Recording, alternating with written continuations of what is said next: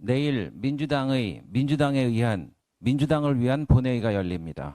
4년 전 민주당은 1967년 7월 10일 단독 개원 이후 50여 년 만에 새 역사를 쓰며 단독 국회를 열었는데 이번에도 입법 독재의 전통을 이어가는 것입니까?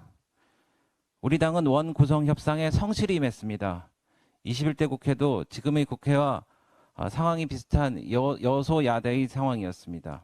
따라서 우리 당의 입장은 그때와 마찬가지로 운영위, 법사위, 과방위 등을 비롯한 7개 상임위를 운영하는 것입니다. 민주당은 이것을 빼앗겠다는 것입니다.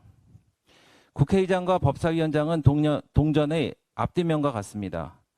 국회의장과 법사위원장을 모두 장악했던 21대 전반기 임대차 3법이 일사천리로 통과되어 부동산 시장이 붕괴되고 전세 대란이 일어나고 결국 전세 사기가 창궐해 오늘에 이르렀다는 것을 우리 모두 기억하지 않습니까? 제2당의 법사위원장이라는 브레이크가 빠지면 결국 국민이 불행해진다는 사실을 다시 강조하고자 합니다.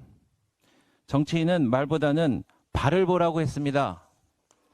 우리 당은 국회가 개원하자마자 5개 분야 31개 민생 공감 대책을 내놓았습니다. 그런데 민주당은 3개 특검법을 차례로 발의했습니다. 민주당의 의도가 점점 선명해 보입니다.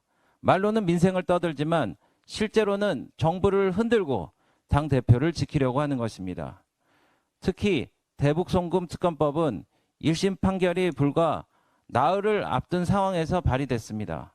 여기서 피고인이 유죄를 받는다면 공범으로 적시된 이재명 대표도 이제 사법 판단을 받게 되는 것입니다. 이런 상황에서 특검을 발의한 민주당 의원들은 이른바 대장동 변호사들입니다. 민주당 의원들에게 국민의 세금인 세비로 수임료를 지급하는 것이라는 말이 나오는 까닭입니다.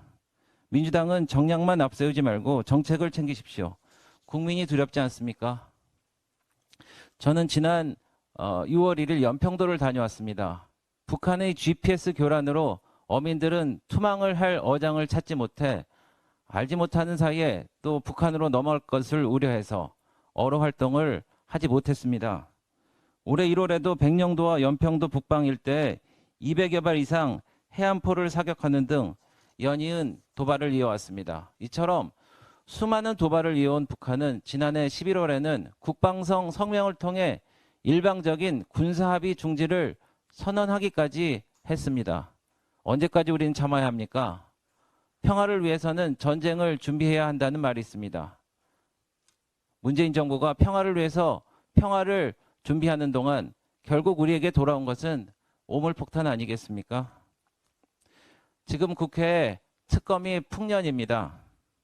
정작 필요한 특검은 왜 우리 남북 연락사무소가 폭파됐는지, 우리 해수부 공무원이 불에 타 죽을 동안 대한민국 정부는 과연 무엇을 했는지, 북한 어민이 질질 북으로 끌려가는 인권 탄압을 당했을 때 어떠한 결정이 이루어졌는지 하는 것을 밝히는 것이 아닐까요? 우리의 평화는 우리의 굳건한 안보 바탕 위에 지켜져야 합니다.